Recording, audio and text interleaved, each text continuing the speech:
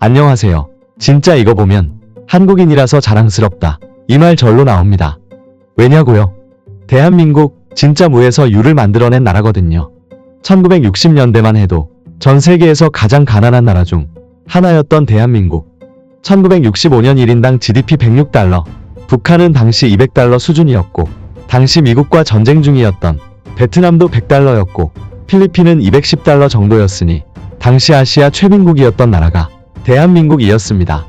그런데 지금은 세계 10위권 경제대국에 BTS 나오고 반도체 강국에 올림픽 월드컵 유치한 나라. 그냥 나라 레벨이 달라졌어요. 오늘은 우리가 이룬 한강의 기적부터 전 세계를 놀라게 한 88올림픽과 2002 월드컵까지 압축 성장의 전설, 대한민국의 기적 같은 이야기. 지금 바로 시작합니다. 6.25 전쟁 이후 모든 게 무너졌던 나라. 여러분, 1953년 6.25 전쟁이 끝났을 때 대한민국은 그냥 폐허 그 자체였어요. 인프라는 다 박살났고, 도로도 건물도 공장도 아무것도 없었고, 심지어 국민소득이 67달러. 전 세계에서 거의 꼴찌 수준이었습니다. 한 번쯤 이런 생각 해보신 적 있지 않나요? 왜 우리나라는 그렇게 가난했을까? 같은 시기 동남아시아 국가들은 비옥한 땅에서 1년에 농사를 2번, 3번, 심지어 4번까지 지을 수 있었어요.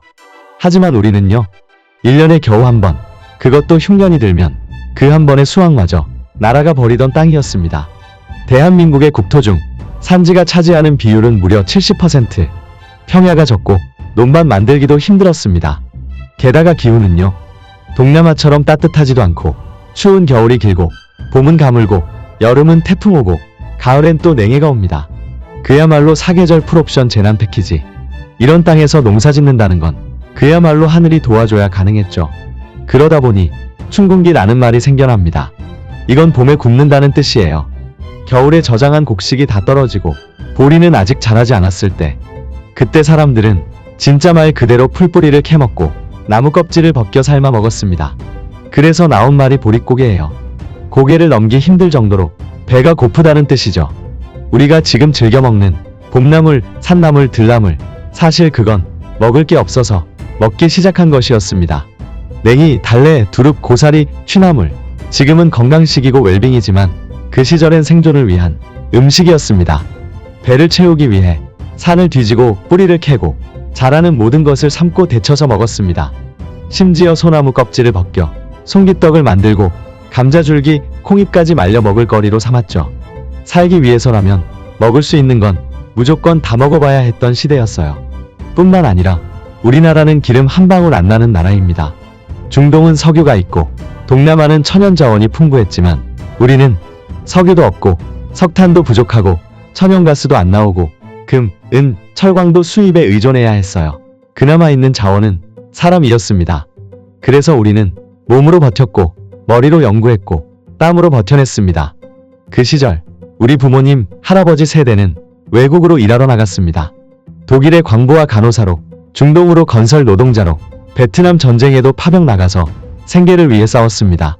한 사람이라도 더 먹고 살기 위해 타지로 떠났고 가족을 부양했습니다. 외화를 벌어 나라에 보냈고 그 돈으로 우리가 공장을 짓고 도로를 닦고 기계를 돌릴 수 있었던 겁니다. 이건 단지 경제성장의 이야기가 아니라 사람들의 이야기였습니다. 자원이 없고 땅이 척박하고 농사짓기도 어려웠던 나라. 그런 나라가 기술을 배우고 산업을 일으키고 교육에 매달려 결국은 세계 10위권 경제 대국이 되었습니다. 대한민국은 정말로 미친 듯이 달렸습니다. 새마을 운동, 경부고속도로 건설, 수출 중심의 경제 개발, 조선, 철강, 전자, 섬유 등 제조업 집중 육성. 이때 삼성, 현대, LG 같은 기업들이 커가기 시작했죠. 막벽돌 나르던 나라가 조선소를 짓고 자동차를 만들고 전자제품을 수출하기 시작했어요. 여기서 진짜 소름인 건 뭐냐면요, 남의 나라 100년 걸린 걸 우리는 30년도 안 돼 해냈다. 이게 바로 압축 성장이고 전 세계 경제학자들도 이건 말이 안 된다며 한강의 기적이라고 불렀습니다. 국민소득 67달러에서 3만 달러? 실화냐? 1960년대 국민소득 67달러, 2020년대 대한민국 국민소득은 약 3만 5천 달러. 세계 10위권 경제규모, 수출 세계 6위, 외환 보유고 세계 9위, 반도체, 조선 디스플레이, 2차전지, AI, 바이오, 콘텐츠 등 선도산업 강국. 이게 그냥 숫자의 게임이 아니에요. 우리 부모님 세대가 피땀 흘려 만든 결과고 우리 모두가 만들어온 진짜 이야기입니다. 1988년 대한민국은 드디어 전 세계를 초청합니다. 서울에서 올림픽을 개최합니다. 전 세계 160개국 8천여 명이 참가한 서울 올림픽은 단순한 스포츠 행사가 아니었어요. 아직 분단국가였지만 동서독 모두 참여, 공산권과 자유진영이 다 모인 최초의 올림픽. 서울의 이름이 전 세계에 알려졌고 한국이라는 나라가 처음으로 세계 무대에 등장. 그리고 우리나라 사람들 올림픽 위에 자발적으로 청소하고 간판 바꾸고 외국인에게 미소 지어주는 국민 캠페인까지 했습니다. 서울 올림픽은 단순한 체육 행사가 아니라 대한민국은 이제 선진국 문턱에 왔다는 선언이었어요. 그로부터 14년 뒤 2002년 대한민국은 월드컵 공동개최국이 됩니다. 그리고 그해 전설이 시작됐죠. 한국 폴란드 승리, 한국 포르투갈 박지성 골 승리, 한국 이탈리아 연장골 승리, 한국 스페인 승부차기 승리. 4강 진출 진짜 미친 거 아니에요? 전 세계가 놀랐습니다. 붉은 악마 응원 문화, 질서 정연한 거리 응원, 전광판 응원, 시민들의 자발적 청소, 그리고 대한민국의 열정. 대한민국 이 함성이 서울을 넘어서 뉴욕, 런던, 파리까지 울려 퍼졌던 그날들. 한국, 진짜 대단한 나라야. 전 세계가 그렇게 말했습니다. 이젠 메이드 인 코리아가 아니라 파워 오브 코리아입니다.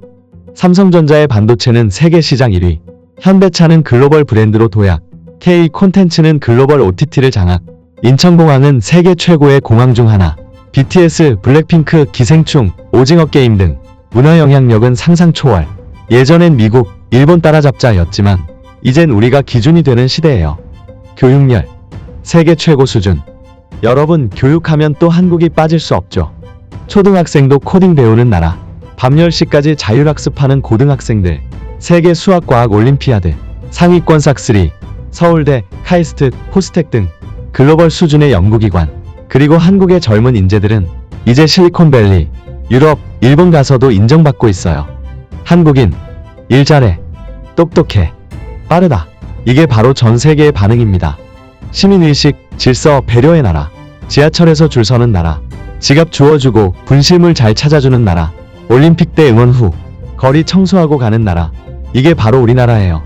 무엇보다도 민주주의를 스스로 지켜낸 국민, 촛불혁명으로 세계를 놀라게 한 시민의식, IMF 위기에도 똘똘 뭉쳐 금 모으기 운동, 글로벌 금융위기, 무역위기, 지정학적 위협 속에서도 대한민국은 늘 살아남고 더 강해졌습니다. 우리 민족은 위기에서 무너지는 법이 없어요. 오히려 위기가 올 때마다 이제 좀 치고 올라갈 때다, 이런 말이 나오는 나라예요. 여러분, 생각해보세요. 100년 전엔 나라조차 없었어요. 70년 전엔 전쟁으로 폐허였고, 50년 전엔 개발도상국이었고, 30년 전엔 외환위기로 IMF를 겪었어요. 그런데 지금은 경제대국, 문화강국, 기술강국, 민주주의와 시민의식 모두 갖춘 나라. 우리는 진짜 자랑스러운 국민입니다. 이 모든 게 그냥 이뤄졌을까요? 아니에요. 우리 부모님, 조부모님 세대, 그리고 지금의 우리까지 땀 흘리고 공부하고 노력하고 밤새워 일하고 포기하지 않았기 때문에 오늘의 대한민국이 있는 겁니다. 여러분, 우리는 기적을 바라지 않았습니다. 다만 포기하지 않았을 뿐입니다. 땅은 척박했지만 사람은 누구보다 뜨거웠습니다. 그 중심에는 우리 대한민국 여러분이 있습니다. 지금 이 순간도 우리는 또 다른 기적을 쓰고 있습니다. 대한민국, 그 이름만으로도 자랑스럽습니다. 여러분의 구독과 알림 설정은 영상을 만드는 데 큰 힘이 됩니다.